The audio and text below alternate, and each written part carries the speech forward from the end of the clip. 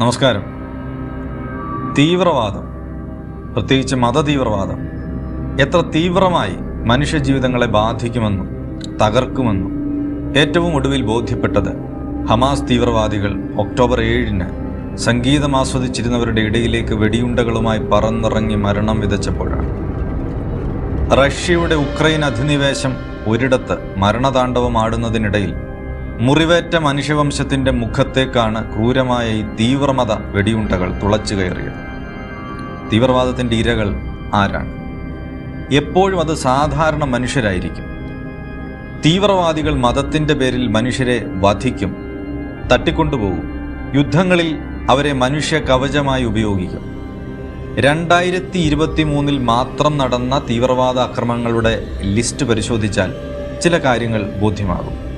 2023 ജനുവരി 1-ന് 20 പേർ അഫ്ഗാനിസ്ഥാനിലെ കാബൂൾ എയർപോർട്ടിൽ നടന്ന ബോംബാക്രമണത്തിൽ മരിച്ചു. 30 പേർക്കാണ് മുറിവേറ്റത്. അതിന് പിന്നിൽ പ്രവർത്തിച്ചത് ഇസ്ലാമിക് സ്റ്റേറ്റ് എന്ന ഭീകര സംഘടന. ജനുവരി 11-ന് കാബൂളിൽ നടന്ന സൂയിസൈഡ് ബോംബിങ്ങും ഇതേ സംഘടന ചെയ്തത്. മരിച്ചത് 20-ലധികം എന്ന് കണക്ക്. കോങ്കോയിൽ ജനുവരി 15 ഒരു പെൻഡക്കോസ്റ്റൽ പള്ളിയിൽ ഇസ്ലാമിക് സ്റ്റേറ്റ് നടത്തിയ ബോംബാക്രമണത്തിൽ 17 പേർ മരിച്ചു, 39 പേർക്ക് മുറിവേറ്റു. 2023 ജനുവരി 27-ന് ഇറാനിലെ അസർബൈജാനി എംബസിയിൽ വെടിവെപ്പ് നടന്നു. അന്ന് തന്നെ ജെറുസലേമിലെ സിനഗോഗിൽ വെടിവെപ്പ്, 8 മരണം.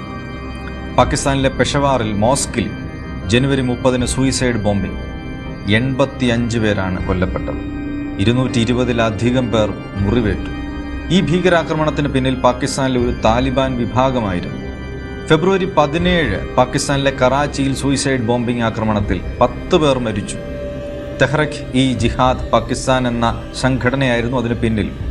മാർച്ച് 6-ന് സമാനമായ ഒരു ആക്രമണം അവിടെ ഉണ്ടായി. ഏപ്രിൽ 2-ന് റഷ്യയിലെ സെന്റ് പീറ്റേഴ്സ്ബർഗിൽ ഭീകരാക്രമണം.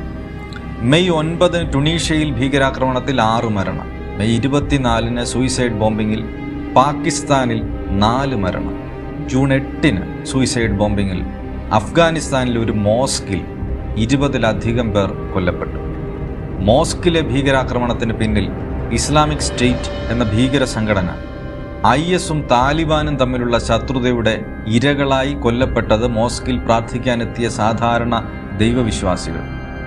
മതവും അധികാരവും ഒരു വിശ്വാസ പ്രത്യയശാസ്ത്രത്തിൻ്റെ ഭാഗമായി കരുതുന്ന ഒന്നിനെ മതമാണെങ്കിലും എന്താണെങ്കിലും രാജ്യങ്ങളും രാഷ്ട്രീയ പാർട്ടികളും എങ്ങനെയാണ് ന്യായീകരിക്കുന്നത്? മനുഷ്യരാശിക്ക് എതിരായ ഫത്വകൾ പുറപ്പെടുവിക്കാൻ മതത്തിന് സാധിക്കുമോ?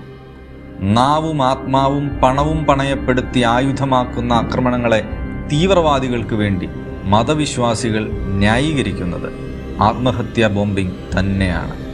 2019 ശ്രീലങ്കയിൽ ഈസ്റ്റർ ഞായറിലെ ബോംബാക്രമണം 250-ലധികം പേരെയാണ് ISIS തീവ്രവാദികൾ തുടച്ചു നീക്കിയത്. ഗ്ലോബൽ ടെററിസം ഡേറ്റാബേസിൽ വിശദമായ തീവ്രവാദ ആക്രമണങ്ങളുടെ കണക്കുകൾ നമുക്ക് ലഭ്യമാണ്. മതതീവ്രവാദത്തിൻ്റെ ഇത്തരം ഭീകര കഥകൾ മണിപ്പൂരിലും ഗുജറാത്തിലും നമ്മൾ നേരിട്ട് കണ്ടവരാണ്. അർമേനിയയിലെ വംശഹത്യയിലൂടെ ഇല്ലാതായത് മനുഷ്യരാണ്. കൊല്ലുന്നതും മനുഷ്യരാണ്, കൊല്ലപ്പെടുന്നതും മനുഷ്യരാണ്. ഈ കൊലപാതകികളിൽ പ്രവർത്തിക്കുന്ന വിഷത്തിൻ്റെ പേരാണ് മതതീവ്രവാദം. ജനാധിപത്യത്തിൽ വിശ്വസിക്കുന്ന, മനുഷ്യ നന്മ ലക്ഷ്യമാക്കുന്ന പൊതുപ്രവർത്തകരും രാഷ്ട്രീയ പാർട്ടികളും അതിൻ്റെ നേതൃത്വവും കേവലം വോട്ടിനു വേണ്ടി, അധികാരത്തിന് വേണ്ടി ഹമാസ് പോലെയുള്ള തീവ്രവാദ പ്രസ്ഥാനങ്ങളെ ന്യായീകരിക്കുന്നത് ആത്മഹത്യാപരമാണ്, മനുഷ്യവംശത്തോട് ചെയ്യുന്ന ക്രൂരതയാണ്. തീവ്രവാദികൾ മതവിശ്വാസികളുടെ ശത്രുക്കളാണ്. അവർ മതത്തെ അധികാരത്തിന് വേണ്ടി ഒറ്റുകൊടുക്കുന്നവരാണ്. അവരെ ന്യായീകരിച്ചുകൊണ്ടാവരുത് ജനാധിപത്യ കാലത്തെ രാഷ്ട്രീയ നേതൃത്വം പെരുമാറേണ്ടത്. മതവിശ്വാസികളെ പോലും ഇല്ലാതാക്കുന്ന വെറുപ്പിൻ്റെ സൂയിസൈഡ് ബോംബുകളാണ് തീവ്രവാദികൾ എന്ന് തിരിച്ചറിയണം. യഥാർത്ഥ മതവിശ്വാസികൾ ഇത്തരം തീവ്ര മതക്കാർക്കെതിരെ ജനാധിപത്യ ബോധത്തോടെ സമരങ്ങളിൽ ഏർപ്പെടുന്നത് നാം കാണുന്നു. അത്തരമൊരു മികച്ച മാതൃകയാണ് 2023 നോബൽ പുരസ്കാരം നേടിയ ഇറാനിലെ നാർഗസ് മുഹമ്മദി. ഇറാനിലെ സദാചാര പോലീസിൻ്റെ കസ്റ്റഡിയിൽ 2022 സെപ്റ്റംബറിൽ കൊല്ലപ്പെട്ട മഖ്ഷാജിന അമിനി എന്ന കുർദിഷ് യുവതിയുടെ ഓർമ്മകളിൽ 1979 സ്ഥാപിതമായ ഇറാനിലെ മതാധിപത്യ ഭരണകൂടത്തിനെതിരെ ചരിത്രത്തിൽ ഏറ്റവും വലിയ രാഷ്ട്രീയ പ്രകടനങ്ങൾ ഉണ്ടായി. പലസ്തീൻ്റെ പേരിൽ മതാധിപത്യ ഭരണകൂടങ്ങളെ ഹമാസിൻ്റെ തീവ്രവാദികളെ പിന്തുണയ്ക്കുന്നവരെ സൂക്ഷിക്കണം. അവർ മനുഷ്യരുടെ മതത്തിൻ്റെ ശത്രുക്കളാണ്. മതതീവ്രവാദികൾ മനുഷ്യരുടെയും മതത്തിൻ്റെയും ശത്രുക്കളാണ്, മറക്കരുത്.